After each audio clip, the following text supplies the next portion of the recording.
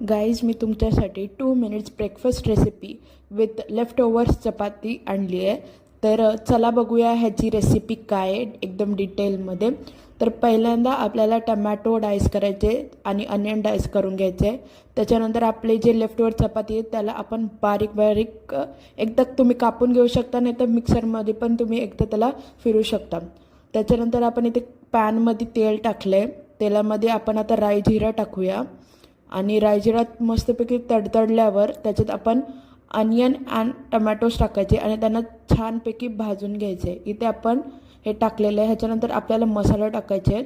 मसाला आहे धना पावडर आणि हळद आहे.